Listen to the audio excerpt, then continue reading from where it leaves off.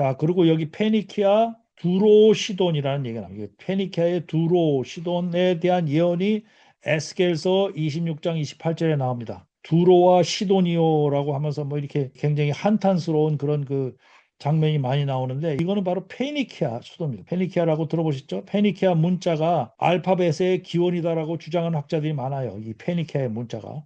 근데 우리 이제 믿는 쪽의 사람들은 페니키아 문자가 알파벳의 시초라고 동조할 수가 없는 거예요. 왜냐하면 그렇게 동조했다가는 모세오경이 모세가 쓰지 않은 게 됩니다. 왜냐하면 모세 시대에는 이 페니키아 문자가 없었어요. 그렇기 때문에 그걸 받아들이면 모세오경이 모세가 쓰지 않은 걸로 이렇게 받아들이는 결과이기 때문에 우리는 그거를 받아들일 수가 없어요. 그렇지만 이거를 주장하는 학자들이 굉장히 많습니다. 페니키아가 인류 최초의 문자다라고. 자, 그다음에 예후, 유다라는 지역이 여기 이제 나오죠. 여기 예후라고 불러요. 이게 학문적으로는 예훗이라고 부릅니다. 이게 이제 이 당시에 유다 지방이에요. 이런 식으로 돼 있어. 이제 이 당시에는 왕도 없고 뭐 그랬던 시대예요. 왜냐면 왕이 이제 없어졌잖아요. 유다가 망함으로 해서. 그러니까 이제 한마디로 이제 리더가 이제 없었던 시대죠. 사마리아가 이제 아직 있었죠. 이게 바로 이제 에스라 느헤미야를 집요하게 반대했던 산발랏이라고 나오는 그 성경의 산발랏이 실제로 이 산발랏의 가문이 이 사마리아를 지배를 한 거예요. 그리고 이 산발랏의 가문이 유대 쪽 사람들하고도 아주 결혼이라든지 이런 걸로 아주 굉장히 커넥트돼 있어요. 굉장히 아주 밀접한 관계를 가지고 있다고. 그러니까 반대를 했을 때 그냥 반대한 게 아니라 이런 그 인맥 관계들을 다 동원해 가지고 자기들 편들을 만드는 거예요. 뇌물도 주고 뭐 이래가 자기 편을 만들어 가지고 못하게끔 온갖 수를 다 쓴 거라고. 그래서 이때부터 사마리아하고 유다하고의 관계는 이거보다 이제 더 위에 이제 아시리아 시대로 이제 거슬러 올라가지만 이걸로 인해서 결정적으로 이제 원수지간이 되는 이 사건의 시발입니다, 이게. 이 성벽을 방해를 한 데부터 이제 원수가 되는 이제 시발이 되는 거고 그 이후에 이제 그 유대 사람들이 사마리아 성전이 따로 있었어요. 따로 있는 거를 그냥 부수고 이러는 바람에 완전히 더 이제 원수가 된 거예요. 왜 예수님 시절에 사마리아하고 유대 사람들은 서로 쳐다보지도 않고 교류도 안 하고 그러는지의 그 배경이 이제 나타나는 거예요. 이게. 자, 리디아 사르디스, 리디아의 사르디스라는 곳이 이게 요한계시록에 나오는 4대가 사르디스예요. 4대 교회 보낸 편지가 왜 4대 교회에 예수님이 그런 말씀을 하셨는가가 이 도시의 특성을 보게 되면 쫙 나타나요. 이래서 성경을 지리적으로도 아주 깊게 봐야 된다는 거예요. 이게 왜 예수님이 이 말씀하실까? 4대 교회 보내는 그 말씀하실까 나타나는 거예요. 조금 이따 볼 거예요, 이거는. 그 다음에 여기 카리아, 리키아, 프리기아라는 이런 지역을 다 보게 되면 사도행전에 나와 있는 비시디아, 안디옥, 무라, 바다라라는 이런 사도행전에 나오는 무대가 됩니다. 이게 다. 그 다음에 바벨론이라는 것도 아까도 얘기했듯이 이제 페르시아 지역에서도 바벨론 도시는 살아 있었어요. 자, 이 사마리아가 산발랏 가문이 페르시아 시대 사마리아의 세습 총독 가문입니다. 이 산발랏의 그 가문들이 이 사마리아 지역을 계속 다스리게 돼요. 이거는 뭘로 알 수 있느냐? 와디 다일레 파필이라는 요 문서, 고대 문서에서 이런 사실이 발견이 된 거예요. 그리심산 성전, 여기 이 사마리안들이 했던 건 그리심산 성전이잖아요. 그러니까 그 사마리아 여인이 예수님 앞에서 우리는 성전이 따로 있다고 얘기를 하잖아요. 거기서 예배됐다니까 그 사마리아 여인이 했던 성전에서 예배드린다는 거 이 그리심산 성전을 얘기하는 거예요. 예루살렘 성전을 얘기한 게 아니라고. 자, 그래서 4대 교회에 대해서 다시 한번 좀 봅시다. 4대 교회. 이런 그 신학적인 메시지가 중요하기 때문에 사디스라고 돼 있죠. 이게 4대 교회야. 요한계시록에 나온 4대 교회. 이렇게 복잡한 그 지도로 돼 있지만 여기가 바로 이제 4대 교회입니다. 이게 요 지역이 이제 사디스. 근데 필라델피아, 라오디게아, 에베소서, 사디스 여기 나오죠. 여기가 이제 터키의 연안에서 이제 가까운 곳에 이제 들어가 있는데 여기에 보면 요한계시록 3장 1절에 보니까 4대 교회의 사자에게 편지하라. 하나님의 7 영과 7 뼈를 가지신 이가 이르시되 내가 내 행위를 아노니 내가 살았다 하는 이름은 가졌으나 죽은 자로다 그랬어. 너는 일깨어 그 남은 바 죽게 된 것을 굳건하게 하라. 내 하나님 앞에 내 행위에 온전한 것을 찾지 못하였노니 그러므로 내가 어떻게 받았으며 어떻게 들었는지 생각하고 지켜 회개하라. 만일 일깨지 아니하면 내가 도둑같이 이르리니 어느 때에 내게 이르는지 내가 알지 못하니라. 그러나 사대에 그 옷을 더럽히지 아니한 자 몇 명이 내게 있어. 이게 렘넌트 사정이죠. 몇 명 있다. 제가 그 강의 드린 적이 있어요. 렘넌트에 대해서. 그런 남아있는 자 내게 있어 흰 옷을 입고 나와 함께 다리리니 그들은 합당한 자인 연고라. 이기는 자는 이와 같이 흰 옷을 입을 것이요. 이 말씀을 왜 했느냐? 살았다 하는 이름은 가졌으나 죽은 자로다. 이 말씀을 왜 했느냐? 이 사디스라는 곳을 우리가 알게 되면 이래서 예수님이 이런 말씀하셨구나. 자, 이 사디스라는 곳은 리디아 왕국의 수도였고 이 크로이수스 왕 시대에는 세계 최초의 금 운하 주조로 유명한 부의 상징입니다. 그러니까 여기가 잘 살았던 도시예요. 금운하가 있으니까. 그리고 페르시아 시대의 행정 중심이에요. 나중에 헬레니즘 로마 시대에도 부유한 도시로 명성을 유지했습니다. 나중에 디베르 황제가 재건 자금을 지을 정도로 중요한 도시였어요. 지진이 나고 난 다음에. 그래서 이 사리드스의 지리적인 특성을 보면 난공불락의 요새, 상당히 함락시키기가 어려운 도시라는 거예요. 그러니까 지리적인 요점이 산 꼭대기에 이렇게 자리 잡고 있어가지고 거기를 침공해서 함락시키기가 굉장한 난공불락의 요새라는 거야. 그러면 그거 뭐예요? 여기 있는 군인이라든지 여기 사는 사람들이 방심했다는 걸 알 수 있잖아요. 경제적으로 부유한 데다가 외부에서 이거 침공도 잘 못해. 그러니까 어떻게 하겠어요? 상대적으로 이런 군사적인 문제라든 이런 거 소홀히 했을 것이고 경제적으로 부유하니까 뭐 굉장히 그 해이해져 있었을 상태인 거는 뻔하죠. 오랫동안 그랬으니까. 그런데 여기를 망하게 만든 그 적군들은 어떻게 되냐면 이게 이제 페르시아 때 이 바로 이 고레스 대왕에 의해서 한번 망한 적이 있고 그다음에 또 안티오쿠스 3세에 대해서 망한 적이 있는데 둘 다 한밤에 적군의 잠입으로 망했어요. 4대 군인들이 절벽이 천연요새라 믿고 잠들고 있었기 때문에 그 잠든 새를 틈타서 절벽을 기어 올라간 거예요. 책에 보면 그 위에서 뭐가 굴러떨어지는데도 군인들이 모르고 가만히 있더라. 그래서 이 밑에 있는 그 군인들이 저 위에 있는 군인들이 제대로 경계도 안 서고 있다는 것을 알고 거기를 기어 올라가서 망하겠다는 거예요. 가만한 자는 잠들고 잠든 자는 패배한다라는 바로 그겁니다. 자, 그러면 이건 우리가 요즘으로 따지면 어떻게 되냐? 내가 살았다 하는 이름은 가졌으나 죽은 자로다. 자, 현대적으로 따지면 박해도 받지 않고 이단의 침투도 없고 외형적으로 활동한 활동을 하지만 한국의 대형 교회나 이런 데가 특히 조심해야 되는 거예요, 이거. 너무 이게 안정적으로 아무 문제가 없고 이러면 그렇지만 외형적으로 활발한 활동을 해요. 뭐 하는 듯이 한다고. 그런데 가장 4대 교회의 문제는 뭐냐면 4대 교회는 너무 세상과 잘 어울려서 세상이 적대시하지 않았던 거예요. 세상과 너무 잘 어울려. 세상이 적대시하지 않아. 그러니까 방심하고 이 살짝 번영 신학이나 뭐 이런 것들로 바뀌어지고 짜가나 이런 거 무시하고 바로 그래서 명목적인 기독교만 살아있고 외식적인 신앙이 되는 거예요. 그래서 이것이 너는 일깨어 그 남은 바 죽게 된 것을 굳건히 하라는 게 바로 영적인 무감각의 상태. 자기가 너무 편안하다. 아무 문제 없다. 먹고 사는 것도 걱정 없다. 이런 사람들 항상 조심하세요. 영적인 무감각에 들어갈 수가 있어요. 그리고 성령의 진리성에 도전받는 일에 제가 이 성령의 진리성에 도전받는 비디오 몇 가지 이렇게 보내드린 적이 있어요. 그런 진짜 그 성령의 진리성을 부정하는 사람들이 점점 많아질 거라고 보내드렸는데 그런 거에 무덤덤하고 무감각하고 뭐 그래 so what 이렇게 생각하는 사람들은 이 영적인 이 상태가 조심하셔야 돼요. 그런 거에 무담담할 수가 없습니다. 성경에 도전을 하는 세력에 대해서 무담담할 수 없어요. 저는 지금도 그런 걸 보면 엄청나게 열받아요. 그래서 어떻게 하면 그런 거를 계몽할 수 있을까라는 생각을 많이 한다고. 이 강의를 이렇게 하는 것도 바로 그것 때문에 그런 거 아니겠어요? 자, 그래서 이 4대 교회의 이야기는 이 미래에 대한 예언으로 들으시면 안 돼요. 이런 사람들한테 주는 경고, 이런 교회에다 주는 경고로 보셔야 돼요. 이게 바로 현재형이에요.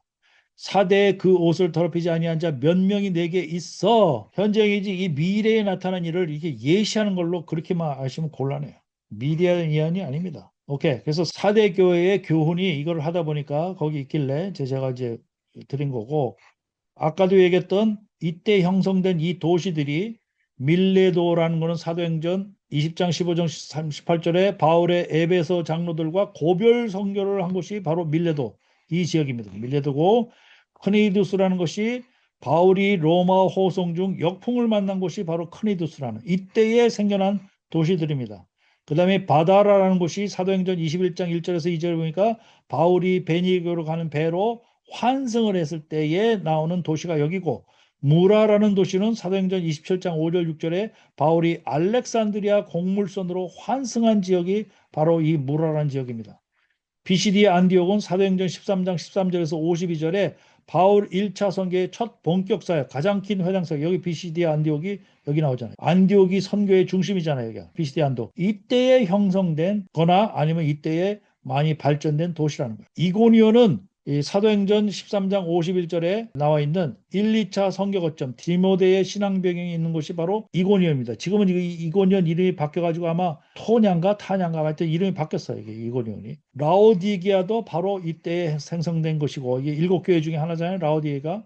히에라폴리스라는 것도 골로새서에 나와 있는 바로 온천 도시 빌립의 말년 생활이 나와 있는 이 히에라폴리스가 이 온천 도시잖아요. 사도 바울은 골로새를 한 번도 방문한 적이 없으면서 교회가 세워졌어요. 여기 골로새. 그 유명하죠. 터키에 가니까 이 골로새가 지금도 계속 그 발굴이 되고 있어요. 그다음에 부르기자 보니까 이제 사도행전 16장 6절에 나와 있는 바울 2차, 3차 선교여행 광범위한 순회되는 이 도시들이 바로 이 기간 동안에 형성되거나 발전돼서 사도 바울이 복음을 전파하는 그 바로 무대가 됐던 도시들입니다. 여기가 다. 자, 아까 이제 얘기했던 펠로폰네스 전쟁이라는 거, 이게 아테네와 페르시아 사이의 전쟁입니다. 이게 아마 그 300인이라는 그 영화를 보신 분은 아시겠지만 300인이라는 건 페르시아와 이제 스파르타와 이제 싸우는 그때 생겨난 그 일들을 갖다가 이제 미화한 얘기인데 이게 이제 이 펠로폰네스 전쟁 얘기는 아니고 그거는 이 펠로폰네스 전쟁은 바로 페르시아 전쟁 승리 후에 아테네가 또 승리에 도취됐어요. 페르시아의 그 제국을 물리치니까 아테네가 그 전쟁의 도취됐다고 그 승리감에. 그래가지고 많은 국가들을 동맹으로 묶으려고 해서 생긴 게 델로스 동맹을 묶었어. 이 아테네가. 그러다 보니까 스파르타가 또 위험을 느껴. 동맹으로 해서 스파르타를 침략할 것 같은 그 위험을 느껴가지고 이 아테네와 스파르타, 그러니까 스파르타가 또 이 동맹을 맺었어요. 펠로폰네스 동맹. 그러니까 서로 도시 국가들끼리 동맹을 맺어가지고 저들끼리 이제 싸우는 거야. 그런데 이제 제일 마지막에 결국 아테네가 8개월 동안 포기되어서 기근에 시달리다가 BC 404년 4월에 항복합니다. 바로 이때가 말라기 선지자가 활동했던 시대고, 그래서 이때에 그리스와 이 아테네와 스파르타가 동시에 이제 쇠퇴하고 그러면서 이 마케도니아 요 제국이 마케도니아가 이제 부상하기 시작하는 거예요. 바로 알렉산더가 여기 마케도니아에서부터 이제 부상을 한 겁니다. 그래서 알렉산더가 이제 출연을 하죠. 기원전 336년에서 323년 부친 필리포스 2세가 죽은 다음에 20세의 왕이 오릅니다. 그래서 그리스 전체를 신속히 평정하고 3만 5천 병력으로 페르시아를 치겠다고 여기를 한 겁니다. 엄청난 패기만만한 젊은이죠. 그래서 여기 페르시아를 3만 5천 명의 병력으로, 뭐 학자에 따라서 3만 명이라고 얘기하고 뭐 몇천 명 차이는 나지만 대충 이 정도의 병력이에요. 여기 침공을 했는데 이때의 페르시아는 다리우스 3세입니다. 그래서 다리우스 3세는 상당히 겁쟁이로 묘사가 돼요. 이 역사적으로나 뭐 여러 가지 영화나 이런 거를 봐도 겁쟁이로 묘사가 되는 게 다리우스 3세가 연속으로 패해요. 그라니쿠스라는 지역에서 패해서 이 지역을 소아시아 지역을 하고 또 이수스라는 전투에서 또 다리우스 3세를 대파를 해요. 그래가지고 여기 지역을 점령하고 그다음부터는 이 막 승승장구인데 여기에 이제 바로 이제 두로 지역을 7개월 포위 끝에 함락했다는 얘기가 납니다. 이게 두로 지역이라는 건 바로 이제 그 지금 유대 땅 그 지역이잖아요. 두로 지역을 포위했다. 에스겔서 26장의 예언 성취 논쟁의 핵심입니다. 이거 학자들이 이 두로에 대한 예언이 아니다라고 보는 사람도 있지만 에스겔서 26장을 제가 읽어보니까 이건 뭐 이 예언이 맞는 것 같다. 두로에 대한 예언이 맞는 것 같다라고 이제 두로를 또 이게 함락시키기가 굉장히 어려운 지역이었는데 알렉산더가 7개월 포위 끝에 이제 함락시켰다는 얘기가 있습니다. 그리고 나서 이집트에 가서 이 당시만 해도 이집트는 굉장히 약화된 상태였기 때문에 이집트는 싸우지도 않고 그냥 파라오로 그냥 추대를 해버려요. 이 알렉산더 왕을. 그래서 여기도 다 점령을 했는데 여기에서 가장 중요한 성경적인 사건은 알렉산드리아라는 시를 건설한 거예요. 이게 알렉산드리아가 바로 여기 헬라 지역하고 제일 가까운 도시가 알렉산드리아. 그래서 이 알렉산드리아가 완전히 이집트의 이 헬라 지역하고의 그 연결을 하게 되는 그 중심 지역으로 부상을 하게 된 겁니다. 그래서 이 알렉산드리아의 엄청난 그 도서관, 문화, 책 같은 것들을 장려했으니까 그러니까 중요한 그 문서 같은 것들은 알렉산드리아에 굉장히 많겠죠. 그래서 여기가 바로 70인역 번역이 이루어진 것이고 헬레니즘 학문의 세계 중심이 된 겁니다. 그래서 이 알렉산더 대왕은 여기 쭉쭉쭉쭉 다 점령을 하죠. 여기 다 점령. 여기는 뭐 거의 싸우지도 않고 거의 막 그냥 다리우스 3세가 이제 그다음부터 계속 도망만 다녔으니까. 그 다리우스 3세는 겁쟁이라고 그래가지고 자기 부하 중에 한 사람한테 이제 살해를 당합니다. BC 330년 7월 다리우스 3세가 부하 베수스에 의해서 살해돼서 이때로 인해서 아케메네스 왕조, 고레스 왕으로부터 시작된 그 왕조가 아케메네스 왕조입니다. 이제 종식이 되고 이제 알렉산더 천하가 되는데 알렉산더는 오래 못 가죠. 33살인가 32살에 이제 죽습니다. 왜 죽었냐 하는 얘기가 많이 이제 나오지만 정확한 정설은 없고 왜 죽었냐, 뭐 병으로 죽었냐 아니면 살해당했냐 여러 가지 이제 나오지만 알렉산더 야망이 너무 드세가지고 여기서부터 이제 이게 3만 5천 명 끌고 여기까지 온 거잖아요. 여기까지 이게 얼마나 오랜 기간 동안 전쟁을 했는데 이 장수들도 지치고 병사들도 다 지쳤는데 알렉산더는 인도까지 가자고 한 거예요. 다 이게 먹자고 이제 침공하자고 얘기했는데 장수들이나 군대들이 다 말린 거죠. 이게 더 이상 이걸 하는 것은 무리다. 그런데 계속 고집하다가 아마 살해당할 수도 있고 병으로 죽을 수도 있고 이제 그렇죠. 그래서 이제 알렉산더는 젊은 나이에 죽었기 때문에 이걸로 이제 끝난 거죠. 그러면서 이 알렉산더 시대가 끝나고 그 다음에 알렉산더 사후에 네 개의 국가로 쪼개지죠. 알렉산더의 이 공헌이 이제 많죠. 여기를 다 이렇게 함으로 해서 이게 헬라화 시켰다는 거에 이제 공헌이 많은데 그 중에서도 가장 큰 신학적 업적 중에 하나가 뭐 알렉산더 그걸 원해서 했던 건 아니죠. 가장 큰 업적 중에 하나가 알렉산드리아라는 여기 도시를 개척했다는 거. 여기 도시를 개척하고 난 다음에 그 다음에 들어선 프톨레마이오스라는 왕조가 여기에 대거 이민을 추진했어요. 약 한 10만 명이 여기에 대거 이민 가서 살았다고. 그러니까 여기가 굉장한 문화 도시와 역사 도시로 그렇게 거듭난 게 된 겁니다. 그래서 70인역 성경에 대해서 우리가 신학적으로 반드시 좀 알아야 돼요. 제가 얘기했죠. 이거 분량이 많고 역사의 내용들이 들어가 있어가지고 따라오시기 곤란하다 보니까 이거를 정확하게 이제 눈 부릅뜨고 이 내용들을 필기할 게 있으면 필기 해가면서 하셔야 되고 나중에 파워포인트 원하시면 다 드릴 테니까 그 다음에 다시 한번 또 이 강의를 보시고 그러면 그 머릿속에 확실히 그려집니다. 자, 70인역 성경이라는 것은 이렇게 LXX라고 표시가 돼. 바로 어디서 시작됐냐? 알렉산드리아에서 이 일이 벌어진 거예요. 그 알렉산더가 세운 도시 알렉산드리아에서 이 70인역 번역이 성경 해가지고 성경 역사에 정말 획기적인 그 사건이 생겨난 거예요. 라틴어로는 셉투어진타 이렇게 얘기해서 이제 영어로도 셉투어진트라고 부릅니다. 70이라는 뜻이에요. 70명이 번역했다. 근데 정확하게는 72명이에요. 각 지파에서 6명씩 차출을 해가지고 알렉산드리아에 모여서 그 토라를 헬라어로 번역했다는 거예요. 왜 이거를 번역하려고 그랬냐? 유대인들의 2세들 중에는 이제 히브리어를 못하고 히브리어를 까먹는 그런 경우가 이제 많죠. 히브리어를 못하는 사람들이 많이 생기게 되는 거죠. 근데 이제 헬라 시대였기 때문에 헬라어는 안다고요. 그렇기 때문에 헬라어로 번역을 해야 될 아주 그 필요성을 느낀 거죠. 그래서 이 70역 성경은 단계적인 번역 단계를 거칩니다. 그래서 BC 250년경에 토라를 먼저 번역을 하고 그 다음에 그 후 50년간에 걸쳐서 여호수아, 사사기, 사무엘상하, 열왕기상하 이런 것들 번역하고 그 다음에 또 50년간 걸쳐서 이사야, 예레미야, 에스겔, 12 선지서 그 다음에 또 50년간 걸쳐서 시편, 잠언, 욥기 뭐 이런 식으로 굉장히 오랜 기간 동안 이것이 계속된 겁니다. 그러고 나서 이 속에는 정령만 포함된 것이 아니라 외경문헌, 토빗이라든지 유디시라든지 마카비서라든지 솔로몬의 지혜라든지 집회서라든지 바룩이라든지 다니엘 외경이라든지 이런 이제 외경이나 이제 이런 것들도 많이 이제 번역이 된 거예요. 그래서 헬레님 시대에 이집트 디아스포라 유대 공동체가 히브리어를 잃어가면서 헬라어 성경이 필요해졌습니다.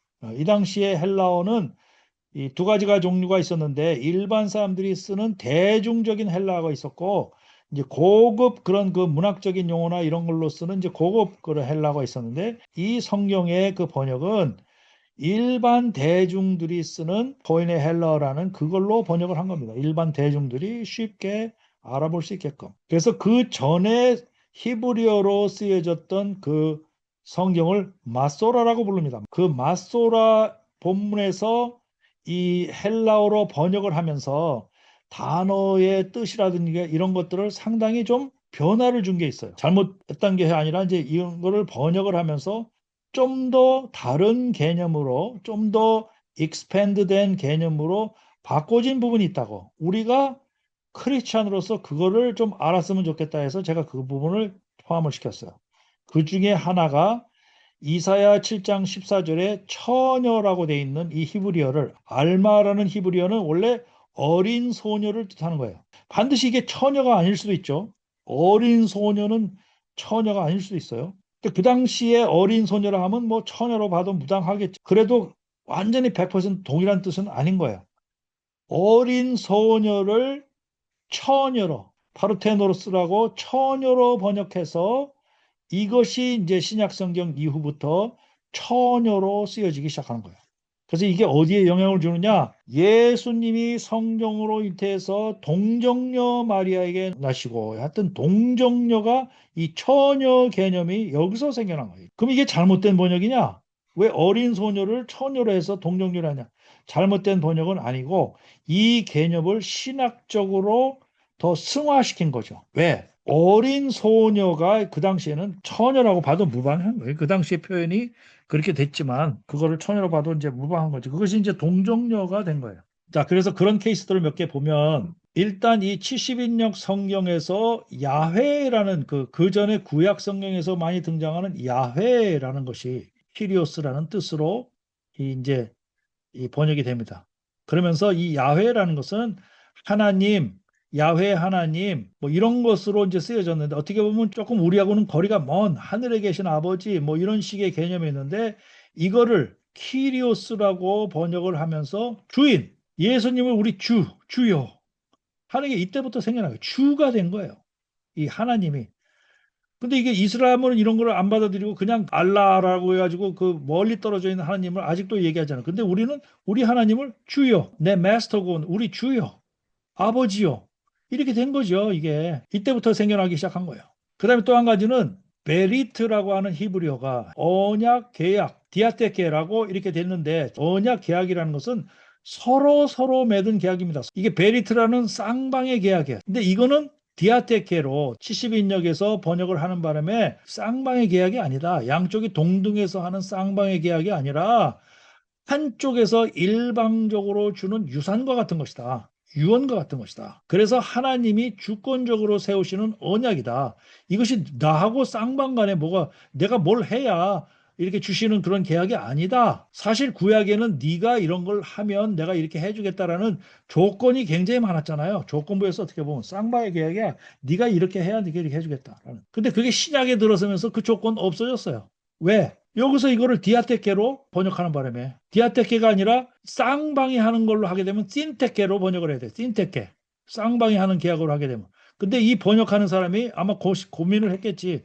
야, 인간하고 무슨 동등하게 이 계약을 맺냐, 하나님이. 디아테케가 맞지. 일방적으로 주시는 거지. 이렇게 가지고 이게 이제 디아테케가 된 거예요. 그런데 이것이 어떻게 보면 이것이 잘못 번역됐다는 게 아니고 어떻게 보면 우리의 조건, 순종이라든지 회개해야 된다든지 거룩한다든지 우리가 맡고 있는 조건을 상당히 약화시키는 이 계기가 되기도 했다. 무조건 은혜로 잘못 오인을 한 거야. 이게 이때부터 이제 그레이스라 은혜라는 말이 엄청나게 이제 많이 쓰이면서 무조건적으로 주는 은혜로 잘못 생각하는 그 신학도 여기서부터 온 것 아니냐라는 생각이 하는 거예요. 우리의 조건은 전혀 없어지고 무조건이다.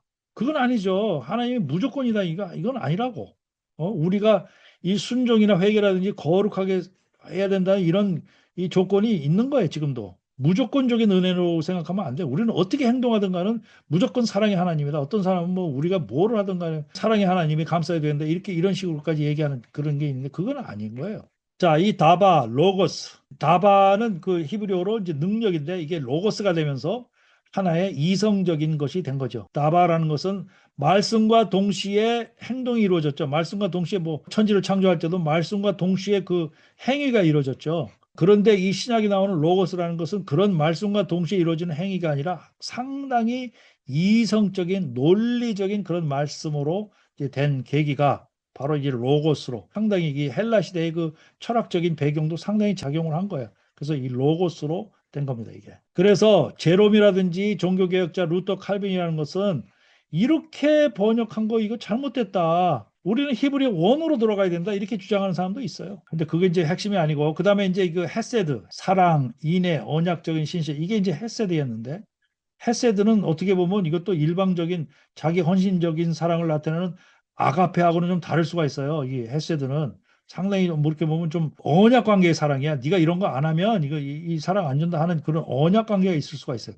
그런 뜻이 내포가 되는데 이것이 아가페가 됨으로 해서 완전히 자기 헌신, 자기 희생의 사랑이 된 거예요. 그다음에 이게 중요한 건데 에무나라는 것이 신실함, 신실, 신뢰라는 것이 에무나라는 것이 신실함 이런 것을 나타내야 되는데 이것이 피스티스라고 되면서 이게 믿음이 된 거예요. 믿음. 그래서 이 믿음으로 되면서 완전히 신약의 칭의론의 핵심이 된 거예요. 자, 예를 들어서 갈라디아서 2장 16절에 보니까 사람이 의롭게 되는 것은 율법의 행위로 말미암는 것이 아니요 오직 예수 그리스도를 믿음으로 말미암는 줄 알므로 우리도 그리스도 예수를 믿었느니 이렇게 나오니까 자 예수 그리스도를 믿음으로 말미암아 에무나를 피스티스로 됐기 때문에 이게 믿음이 된 거예요. 근데 만약에 이 갈라디아서를 그대로 히브리식으로 신실함으로 보게 되면 어떻게 되냐면 사람이 의롭게 되는 것은 율법의 행위로 말미암는 것이 아니요 오직 예수 그리스도의 신실하심을 통해서인 줄 알므로 이렇게 되는 거예요. 오직 예수 그리스도를 믿음으로 말미암는다 하고 오직 예수 그리스도의 신실함을 통해서인 줄 알므로 하고 뉘앙스가 다르죠. 이거는 우리가 뭐가 들어간 거야.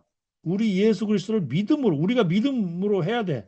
이거는 그 믿음 그 상관없이 예수 그리스도의 신실하심 그 자체만 가지고 우리가 의롭게 되는 거다. 뭔가 좀 뉘앙스가 조금 달라요. 그 다음에 로마서 1장 17절에 보니까 복음에는 하나님의 의가 나타나서 믿음으로 믿음에 이르게 하나니 기록된 바 오직 의인은 믿음으로 말미암아 살리라 함과 같으니라. 이것이 그대로 히브리식의 뜻을 살리면 복음에는 하나님의 의가 나타나서 그리스도의 신실함으로 인간의 신실함에 이르게 하나니 기록된 바 의인은 메시아의 신실하심으로 말미암아 살리라 함과 같으니라. 이게 이제 지금 금방 얼핏 이 차이를 못 넣으시는 분들은 나중에 보세요. 다시 한번 들어보시라고. 살짝 달라. 그래서 만일에 신약 성경에서 믿음으로 돼 있는 부분이 요 부분이 믿음으로 돼 있는 부분이 맞는가? 라는 생각이 드시면 그걸 신실함으로 바꿔보세요. 신실함으로. 믿음이라는 걸 신실함으로 바꿔보시라고. 그랬을 때 뜻이 더 잘 통한다. 그러면 바로 그 의미예요. 믿음이 뭐가 좀 삐끗하게 이렇게 돼 있는 문장도 있을 수 있어요. 그거를 신실함으로 바꿔보시라고. 그러면 훨씬 더 부드럽게 그 문장이 생각될 겁니다. 자, 아까도 얘기했듯이 이 처녀가 잉태하여 아들을 낳을 것이요. 이게 젊은 여인 이것이 보라 처녀가 잉태하여 아들을 낳을 것이요. 이런 것들이 이 알마라는 게 이제 파르테노스가 되면서 이제 처녀가 된 거예요. 젊은 여인이라는 개념이 처녀가 된 거라고. 그래서 제가 이 유튜브 보다 보니까 또 이 성경을 또 의심으로 이제 바라보는 사람들이 동정녀 마리아한테서 낳았다면서 그럼 예수의 형제들은 어떻게 된 거냐? 이렇게 묻는 사람들이 있어요. 예수의 형제들이 있다고 그러지 않았냐? 여러분들 이 부분 다 해결됐어요? 예수의 형제들? 자, 예수의 형제들이 있는 건 맞는 거죠. 성경에 나왔으니까 예수의 형제들이 있다고. 그럼 그 사람들은 어떻게 됐어요? 자, 그게 개신교의 입장은 뭐냐면 예수 이후에 낳은 동생들이에요. 그러니까 예수 이후에 요셉과 마리아가 예수 이후에 뭐 부부관계를 통해서 낳았다. 그 뭐가 잘못됐냐? 그런 거죠. 그렇지만 더 그 순수성을 주장하는 동방정교회 같은 데서는 요셉의 배다른 형제라고 그렇게 얘기를 해요. 진짜 형제를 얘기한 게 아니라 사촌, 혹은 배다른 형제. 요셉이 마리아하고 결혼하기 전에 뭐 다른 부인하고 사이에서 난 배다른 형제라고 얘기한 게 동방정교회고. 카톨릭은 아주 스트릭트해요. 그렇기 때문에 예수의 사촌들이다. 왜냐하면 그 요셉도 그 성스럽게 해야 되기 때문에 카톨릭에서는 예수의 사촌도 형제라고 부르지 않냐? 다 이런 개념에서 나온 거죠. 너무 빠르죠. 근데 이게 할 분야가 많아가지고 그러니까 그래도 제가 여러분들 알기 쉽게 하느라고 이 파워포인트를 엄청 신경 써서 준비한 거예요. 여러분들이 물 흘러가듯이 이렇게 볼 수 있게끔. 자, 알렉산더 대왕 사후에 프톨레마이오스 왕조와 셀레우쿠스 왕조, 페르가몬 왕조, 안티코노스 왕조 이렇게 네 개의 제국으로 분할이 됩니다. 요쪽이 프톨레모스 왕조 이집트 쪽에, 그다음에 여기 안티고노스 왕조가 여기 있고, 그다음에 셀루쿠스 왕조가 여기 있고, 예, 나머지 이제 또 이 페르가몬이 소아시 쪽에 있는데, 우리가 이제 중요한 것은 이 유다 지역하고 이제 관련이 돼 있어야 되니까 프톨레마이오스하고 셀레코스만 이제 살펴볼 거예요. 이게 서로 이제 유다 지역을 번갈아 가면서 점령을 하기 때문에 프톨레마이오스 이름도 어렵죠. 하지만 이제 프톨레마이오스, 셀레코스 요거를 이제 기억해 주시면 되고, 이 각각의 그 왕조의 그 왕들, 초대 왕들을 제가 챗GPT로 한번 이미지를 그려달라고 그랬더니 기가 막히게 그려놨어요. 이분. 프톨레마이오스, 셀레우코스, 페르가몬, 안티고노스. 그래서 알렉산더가 죽고 나서 BC 323년이에요. 대충 이 연도도 조금 아시면 좋아요. 300 몇 년이다 뭐 이런 식으로 이제 300년 이때에 이제 알렉산더가 죽고 나서 프톨레마이오스 왕국이 시작이 되면서 요때가 유다 지역을 프톨레마이오스가 지배를 하죠. 그래서 이게 BC 30년까지 클레오파트라, 그 유명한 클레오파트라가 여기 출신인 겁니다. 프톨레마이오스 왕국의 클레오파트라까지 가면서 약 한 300년, 270년 동안 계속된 왕국이 프톨레마이오스예요.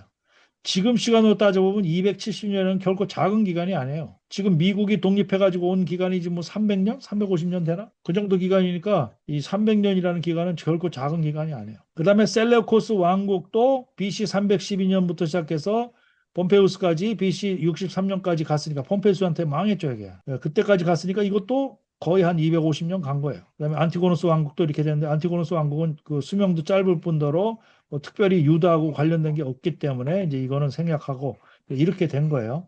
네 개의 제국으로 나눠졌다. 그 중에서 두 개의 왕국을 우리가 본다. 그래서 이 프톨레마이오스 왕국이 BC 305년에서 30년 사이인데, 여기 보는 것처럼 이게 장소가 어마어마하죠. 도서관이 발달됐고 굉장히 장소가 많은 지역에, 이게 알렉산드리아, 여기 프톨레마이오스의 알렉산드리아 여기이기 때문에 여기에 이제 헬라 지역하고 가깝잖아요. 여기 헬라 지역하고. 그러니까 여기가 이제 발달이 된 거예요. 헬라 지역하고 빈번하게 왔다 갔다 하면서 여기서 이제 그 70년 성경 번역이 이루어진 거고, 그다음에 주로 배로 많이 왔다 갔다 했을 테니까 이 등대가 굉장히 발달이 했어요. 이게 그래서 알렉산드리아의 등대가 이 당시 씌워져 가지고 굉장히 유명했다. 그래서 이 BC 250년 사이에 보니까 70인역 성경 번역이 이때 이제 시작이 됐고, 그다음에 이제 알렉산드리아 도서관이 굉장히 유명했고, 여기에 문화, 과학, 황금기가 여기서부터 생겨나기 시작한 거죠. 알렉산드리아가. BC 200년에 파니온 전투에서 안티오쿠스 3세 대승을 한 거죠. 이 안티오쿠스 3세는 요 셀레코스 왕조의 이쪽하고, 그러니까 프톨레마이아스 왕조하고 셀레코스 왕조하고 서로 전쟁을 벌인 거죠. 영토 싸움이겠지. 그래서 요 가운데 있는 유다 지역이 어느 지역으로 넘어가느냐가 이제 왔다 갔다 한 거예요. 근데 셀레코스 왕조가 이거 이기는 바람에 이때 이후로 해서 유다 지역이 셀레코스 왕조로 넘어가게 되는 거죠. 그러고 나서 안티오코스 4세가 알렉산드리아를 점령하고, 이때부터 안티오코스 4세 손아귀에, 이 셀루코스 왕자가 여기를 다 손아귀에 집어넣는데, 이때 이제 이 셀루코스 왕조의 안티오코스 4세가 유대교를 믿는 사람들을 엄청나게 박해를 하기 시작한 거죠. 여기에 그 셀루코스 왕조의 안티오코스 4세 때 엄청난 유대교 박해가 시작이 된 거예요. 성전에 가서 기물들 다 약탈해 오고, 뭐 거기 있는 황금들 다 뺏어오고 제사 못 지내게 하고 뭐 하는 그런 일들이 여기 다 벌어진 거예요. 그래서부터 거기에 그 세력에 반란 세력이 생겨가지고 그걸 보고 마카비 반란이라고 얘기합니다. 성전을 모독하고 막 이렇게 그 신앙을 압박을 하니까 사람들이 참지 않고 반란을 일으켰죠. 그걸 보고 마카비 반란이라고 얘기를 하는 거고, 그 마카비 반란이 일어나고 난 다음부터 이 유대 지역에 마카비 왕조가 생겨나는 거예요. 그 독립해가지고 그때 이후로 이제 바리새파, 사두개파 막 이런 이 신학파들이 생겨나게 되고 여러 가지 신학적인 사건들이 있게 되는 거죠. 자, 프톨레마이오스는 이게 가다가 이제 제일 마지막에 클레오파트라가 로마하고 손을 잡죠. 요때에 이제 헤롯 왕이 등장을 합니다. 등장을 해서 그 당시에 로마의 실세 안토니우스를 찾아갑니다. 로마의 실세, 여기 바로 BC 40년, 예수님 전에요. 40년 전이에요. 그러니까 안토니우스를 찾아가요. 실세였어요. 안토니우스를 찾아가서 나 유대인의 왕 시켜줘. 그래가지고 안토니우스가 그래 너 왕 해라 해가지고 헤롯 왕이 왕이 된 거예요. 뭐 여러 가지 필요가 있고 정치적인 문제도 있고 그렇겠죠. 이제 그런 게 다 맞아 떨어지니까 헤롯 왕을 시켰어. 그래서 BC 37년에 헤롯 대왕이 예루살렘을 그 점령함으로 인해서 그 전에 하스모니안 왕조가 끝난 거예요. 그러니까 마카비 하고 난 다음에 생겨난 그 왕조가 하스모니안 왕조인데 하스모니안 왕조가 끝나고 그때부터 헤롯 대왕이 이 예루살렘을 통치하기 시작한 거죠. 한편 이 안토니우스는 옥타비아누스하고 붙게 되죠. 왜냐하면 서로 이제 왕권을 노리고 이제 싸우게 되는데 옥타비아누스하고 안토니우스가 결정적으로 악티움 해전이라는 데서 이게 언제 때 얘기냐? BC 31년 그때 얘기입니다. 이제 상당히 이제 근해로 들어온 거예요. 그때에 옥타비아누스하고 안토니우스 서로 왕권을 놓고 싸웠는데 안토니우스가 패배를 합니다. 안토니우스가 클레오파트라하고 서로 연합을 해서 이 클레오파트라도 왕이니까 프톨레마이오스의 왕이니까 프톨레마이오스의 그 군사 병력하고 안토니우스가 끄는 병력하고 합작을 해서 옥타비아누스를 대적을 해서 싸웠는데 두 사람이 져요. 진 결정적인 이유가 제가 볼 때는 이 여자 때문인 것 같아요. 여자에 그냥 눈이 몰아가지고 여기 하다 보니까 완전히 기운이 빠져버렸어요. 그래가지고 집니다. 그래서 안토니우스하고 클레오파트라가 다 자살을 하죠. 그걸로 끝나서 옥타비아누스가 황제에 오릅니다. 최초로 로마의 황제 옥타비아누스가 황제에 오릅니다. 그것이 바로 그 유명한 성경에 나오는 아우구스투스 황제입니다. 예수님 당시에 로마의 황제가 누구냐?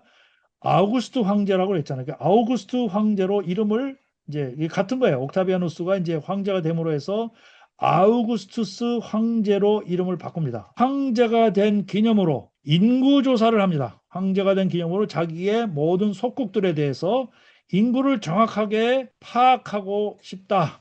인구를 정확하게 파악해야 되겠다. 그래야 거기서 나오는 세금이라든지 뭐 이런 것도 파악할 수 있고 나중에 군사로도 파악할 수 있고 그래서 특별 인구 조사를 시킵니다. 그래서 인구 조사하러 갔다가 예수님이 탄생한 거예요. 그래서 많은 또 이 신약학자들 중에서는 인구 조사가 역사적으로 이때 인구 조사가 없었다라고 주장하는 또 이런 학자들이 많아요. 인구 조사 그러니까 성경은 또 틀렸다고 얘기하는 거예요. 이 역사적으로 보면 로마 시대가 이때에 인구조사 안 했다라고 얘기하는 그런 성경학자들이 많습니다. 그런데 이것은 정기적인 인구조사는 분명히 아니에요. 정기적인 인구조사를 보면 없어. 근데 이건 특별 인구조사야. 황제된 기념으로 특별 인구조사를 했다는 사실이 저스틴 마터라는 초대 교부의 책에 보면 나옵니다. 그러니까 뭐예요? 성경은 틀리지 않은 거예요. 그걸 틈만 나면 성경 틀렸다고 얘기하는 사람이 있어. 그리고 그때 인구 조사를 했던 총독이 누구냐? 구레뇨 총독 시절이라고 돼 있는데 구레뇨 총독이라는 것이 구레뇨가 총독인 적이 없다. 또 이렇게 주장해 학자가. 왜냐하면 로마의 총독들은 뻔히 나와요. 역사적으로. 근데 구레뇨가 총독이 된 시절하고 예수님이 탄생할 당시하고 안 맞는다. 이렇게 나오는 거예요. 그래서 누가가 잘못 기록했다. 구레뇨 시대 때 인구조사를 갔다고 누가복음이 나오잖아요. 누가가 잘못 기록했다 이렇게 얘기하는 학자들이 많아. 열받을 일이죠. 그런데 믿음의 학자들이 또 조사를 해보니까 총독은 두 가지가 있다. 행정을 담당하는 총독이 있고 이렇게 황제가 직접 임명해서 특별한 임무를 부여했을 때도 총독이라고 부른다. 바로 구레뇨는 아우구스투스가 특별히 임명해서 인구조사 담당을 시킨 그런 총독이다. 그것이 또 초대 교부들이 쓴 책에 나옵니다. 아주 깨알 같은 그런 글씨로 어느 한 구석에 나와요. 제가 그거 논문 썼어요. 제가 논문 쓴 게 있어요. 예수님의 탄생을 할 때 그 논문 쓴 게 있다. 그러니까 구레뇨 총독도 누가의 입장으로 봤을 때는 총독인 거예요. 그것도 총독이야. 행정총독만 총독이 아니야. 누가가 틀린 게 아니에요. 그러고 나서 구레뇨가 AD 9세기경에 행정총독으로 다시 부임합니다. 그러니까 이 한 가지만 아는 학자들은 AD 9세기에 한참 후에 구레뇨가 총독이었지 예수님 당시에 그 총독이 아니다 이런 거예요. 근데 이런 기가 막힌 스토리가 있는 거예요. 성경은 진리다. 성경은 맞습니다. 이거. 그런 거에 이제 초점을 맞춰서 이런 하나하나를 조사해 가다 보면 정말 성경이 틀린 것 같지만 틀리지 않습니다. 자, 그래서 셀루키드 엠파이어, 셀루키드 이 제국이 이제 이게 두 번째 왕조죠. 이 셀루코이스 왕조가 이제 지배를 하고 있을 당시에 이 프톨레미오스 왕조를 이제 물리치고 유대 지역을 여기 이제 차지하는 이제 과정입니다. 그러면서 여기서 이제 이 셀루키우스 왕조에서 우리가 특히 이제 알아야 될 부분은 여기 이제 안티오코스 4세입니다. 여기에 이름을 보면 셀루코스 1세, 안티오코스, 셀루코스, 안티오코스 이렇게 번갈아가면서 써요. 그것도 재밌는 현상인데 이게 이제 할아버지 왕의 이건 라스네임이 아니에요. 라스네임이 아니고 이게 폴스네임이야. 셀루코스라는 폴스네임이야. 이 왕이 셀루코스 1세라고 했어. 그럼 그 뒤에 왕이 그러면 셀레코스 이름을 전수받아야 되는데 아니고 안티오코스라고 불러. 왜? 다른 할아버지 왕의 그 퍼스트 네임을 이름을 따서 한 거야. 그러니까 그 퍼스트 네임에서 세 번째니까 이제 3세가 되는 거야. 이 사람은 그럼 난 이 할아버지 왕을 이름을 따서 하겠다. 그러니까 이 할아버지 왕을 하다가 붙여서 셀레코스 4세. 그러고 나서 필로파토스 이게 이제 자기 이름이야 이게. 그리고 이걸 번갈아가면서 쓰는 거예요. 전대 왕의 first name을 번갈아 쓰면서 1세, 2세, 3세 이렇게 붙이는 거예요. 자, 여기 때 가장 중요한 이 사건은 뭐냐면 요 안티오쿠스 3세 때 BC 223년 180년 요때 얘기입니다. 요 안티오쿠스 3세 때 로마하고 전쟁을 붙는데 결정적으로 패합니다. 로마하고 전쟁을 해서 패해. 그래가지고 로마에다가 배상금으로 15,000달란트를 주게끔 죄악을 맺어 3,000달란트를 선금으로 주고 나머지 1,000달란트씩을 계속적으로 매년 줘야 돼. 로마에다가. 그 재정적 부담이 엄청나가지고 이제 각종 신전을 다 털기 시작한 거예요. 거기 황금들이 많고 온갖 보물들이 많으니까 이 신전을 턴 거는 유대 성전만 턴 게 아니라 각종 그 잡신들을 모시는 그 잡신들의 그 성전, 신전들도 다 털은 거예요. 그러니까 잡신을 모시는 사람도 자기 신전 터니까 열받아가지고 같이 맞잡아서 저항해서 싸운 거지. 그래서 저항해서 싸우다가 이 안티오쿠스 3세가 죽인 거야. 그 자기 신전을 털다가 이거 죽인 거예요. 그러고 나서 죽으니까 이 안티오쿠스 4세가 그 다음에 물려받았는데 이 로마의 배상금은 계속적으로 줘야 돼. 그래서 1,000달란트씩 줘야 돼. 이 1,000달란트를 이제 제가 이제 계산을 해보니까 1년에 한 1,000억 원을 줘야 돼. 1년에 1,000억 원. 어마어마한 돈이죠. 1년에 1,000억 원이고 전체 제국 수입의 한 20%를 차지하는 거.